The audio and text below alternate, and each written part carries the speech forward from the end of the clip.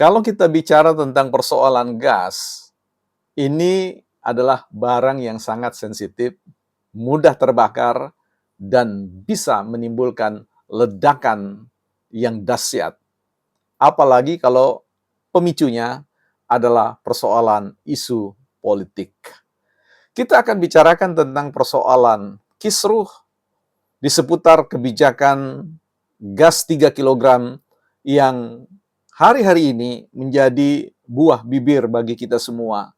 Bahkan mulai rame-rame dimasuki oleh mereka-mereka yang melihat bahwa barang ini sangat baik ya menjadi amunisi bagi mereka untuk meledakkan gol-gol politik mereka.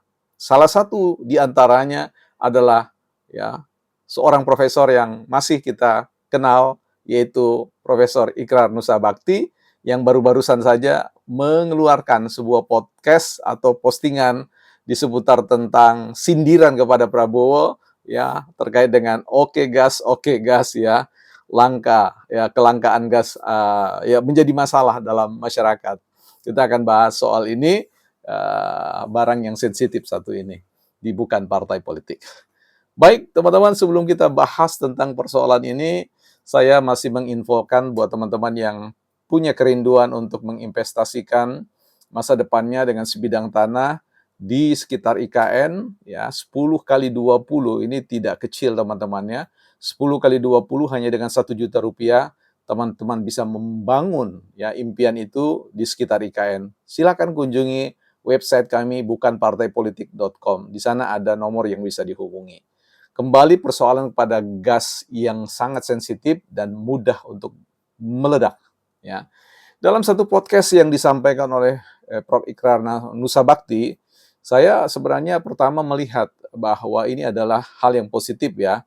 Bagaimana salah seorang think tank atau pemikir ya politik ya. Kalau kita bicara tentang politik ini kan sebenarnya bukan hanya bicara tentang politik behavior ya atau perilaku politik, tapi kita bicara tentang public policy atau kebijakan publik. Apa yang dilakukan pemerintah dan tidak dilakukan oleh pemerintah. Ya, paling tidak definisi sederhana seperti itu.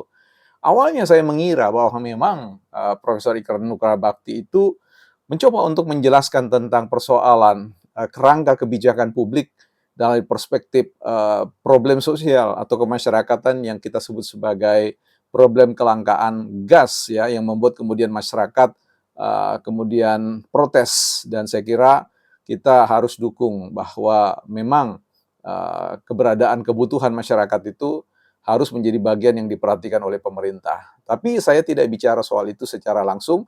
Saya mau bicara tentang apa yang disampaikan oleh Prof. Ikrar Nusa Bakti ini menurut saya melenceng, bias, karena dia tidak membahas tentang persoalan kelangkaan gas secara langsung dan berusaha untuk menjelaskan kepada publik terkait dengan problematika atau kompleksitas masalah dalam konteks kebijakan ya penataan subsidi gas bagi masyarakat ya.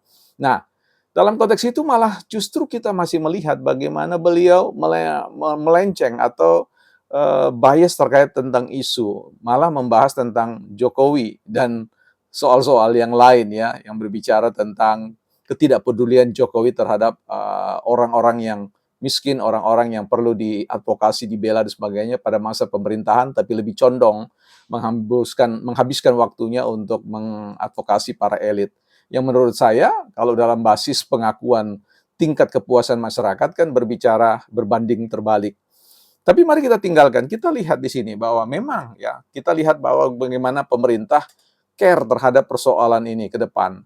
Nah, yang sebenarnya saya harapkan adalah bagaimana seorang profesor politik ini perlu menjelaskan bagaimana sebenarnya ya struktur dalam konteks kebijakan penarikan gas atau katakanlah adanya penataan kembali pemberian subsidi gas. Nah, dalam konstruksi berpikir dalam pengambilan kebijakan publik itu kan kita perlu harus melihat bahwa pemerintah sebagai pihak yang dipercayakan untuk menata kebutuhan masyarakat itu dengan menggunakan sebaik-baiknya sumber daya negara, khususnya keuangan negara, itu suka atau tidak suka dibawa pada satu situasi dilematis karena bagaimanapun juga ya sumber keuangan negara itu terbatas dalam membiayai banyak sekali kebutuhan-kebutuhan dasar dari masyarakat ya, dari sandang pangan ya, dan juga papan soal perumahan,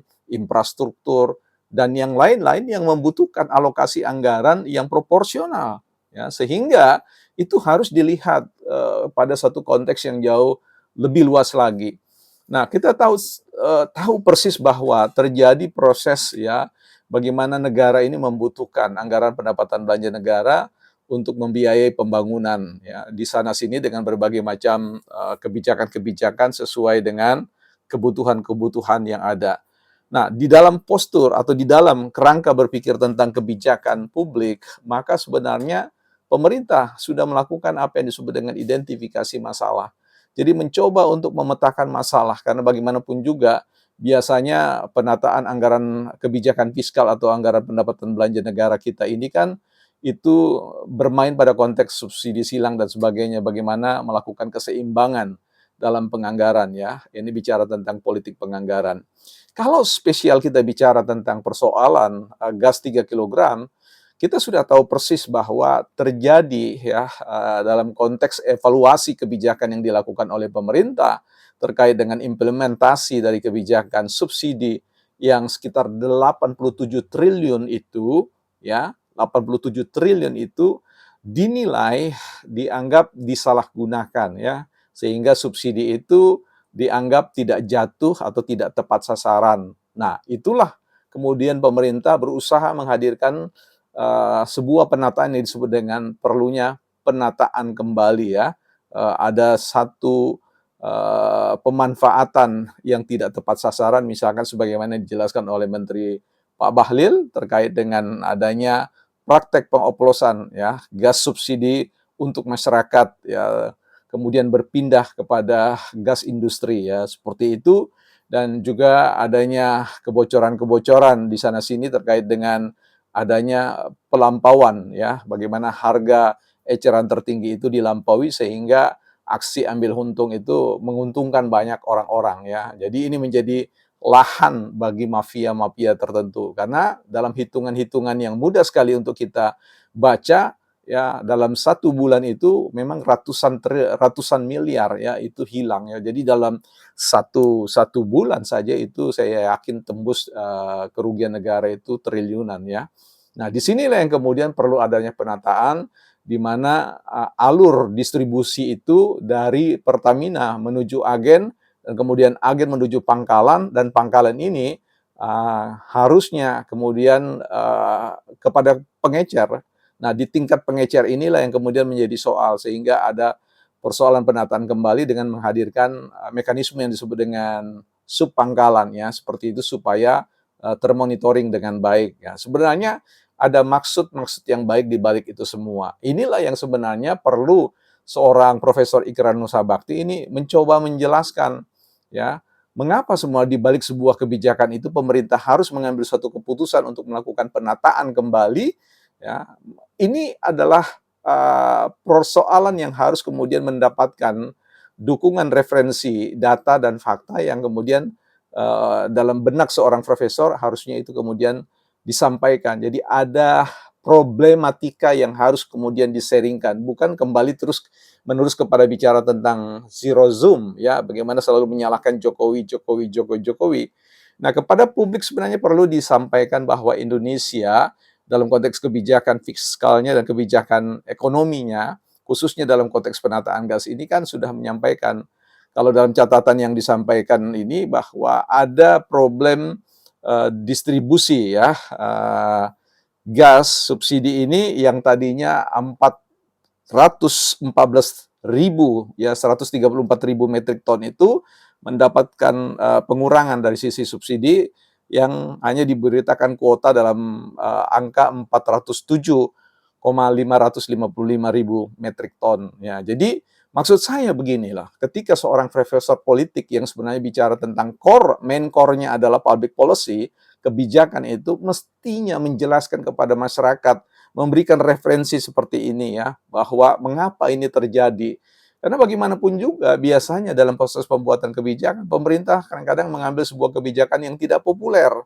Mengapa dia tidak populer? Bukan karena ingin menyengsarakan masyarakatnya, tetapi ingin menjelaskan bahwa ada variabel-variabel pengganggu dalam konteks implementasi kebijakan itu sehingga perlu ada penataan-penataan. Bahwa penataan-penataan itu akan menimbulkan reaksi publik ya, baik yang negatif maupun yang positif. Itulah dinamika kebijakan publik.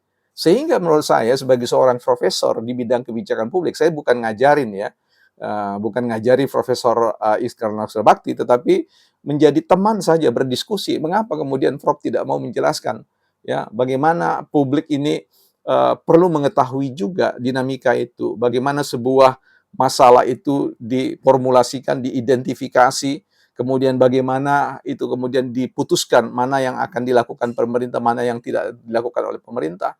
Karena itu kan ketika Menteri Pak Bahlil itu kemudian dipanggil oleh Prabowo, itu menjelaskan tentang duduk perkara. Dan kemudian ya sebagai seorang pengambil kebijakan tertinggi, Presiden memang memerintahkan bahwa sesegera mungkin harus menyelesaikan masalah ini, sehingga Menteri bekerja secepat mungkin untuk mengimplementasikan apa yang diharapkan oleh Prabowo selaku Presiden, pemimpin tertinggi, ya, pengambil kebijakan tertinggi.